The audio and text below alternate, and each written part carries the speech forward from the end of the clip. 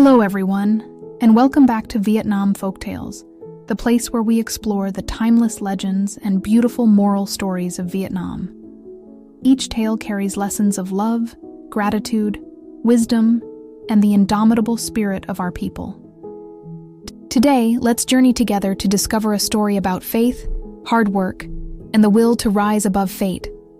The legend of the watermelon, the tale of Mai An Tiem, the man who turned hardship into a gift for generations to come.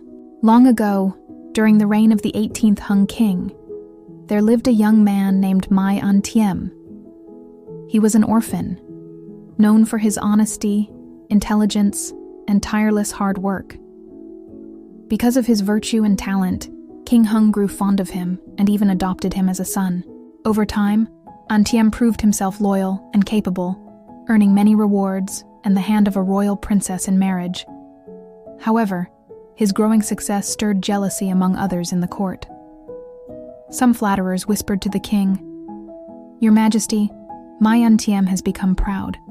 He says that his wealth and fortune are not due to your generosity, but are given by heaven itself."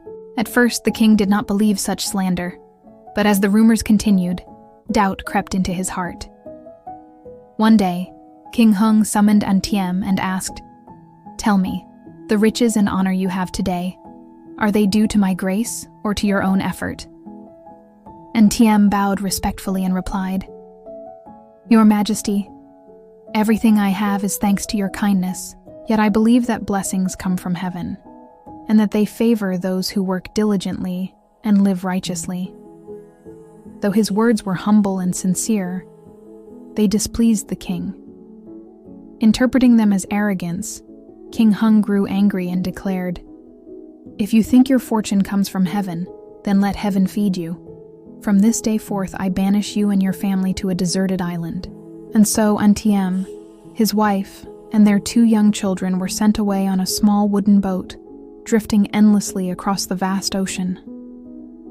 After many days, the waves carried them to a lonely island covered in sand and rocks, with no fresh water, no food, and no sign of life. Despair began to rise, but An Tiem comforted his family, saying, "Do not be afraid. Heaven may have taken everything from us, but it also gave us hands to work and hearts to endure. As long as we believe, we will survive." From that day, he searched for food, collected rainwater, built a small shelter, and began taming the wild land. Life was harsh, but An Tiem never lost hope. One morning, as he sat by the shore, he noticed a flock of strange birds flying over the sea. They dropped a few black seeds onto the sand before disappearing into the sky. Curious, An Tiem gathered the seeds and planted them carefully in the dry soil. Days turned into weeks, and to his surprise, green vines began to sprout. Soon they grew wide and strong, bearing large, round fruits with smooth green rinds. When he split one open, the flesh inside was red as blood and sweet as honey. An Tiem and his family tasted it with joy. It was refreshing, delicious, and nourishing. They called it watermelon, for its coolness and abundance of juice. An Tiem saved the seeds and planted more. With time, the barren island became a lush field of green vines and red fruits. They now had plenty of food to eat, and even enough to trade with passing merchant ships. Wanting to express his gratitude to heaven, An Tiem carved the words, "Gifts from heaven," onto the melons before sending them with traders back to the mainland. The strange fruit soon spread across the kingdom, and people marveled at its sweetness and beauty. Word of this miraculous fruit eventually reached the Hung King. The king was astonished. "So, An Tiem truly survived on that deserted island? Perhaps I have judged him too harshly," he said. Moved by regret, the king sent a royal ship to bring An Tiem and his family back home. When they reunited, King Hung looked at him and said, "You have proven your faith and your wisdom. You turned suffering into strength, and you showed that heaven helps only those who help themselves. I was wrong to doubt you."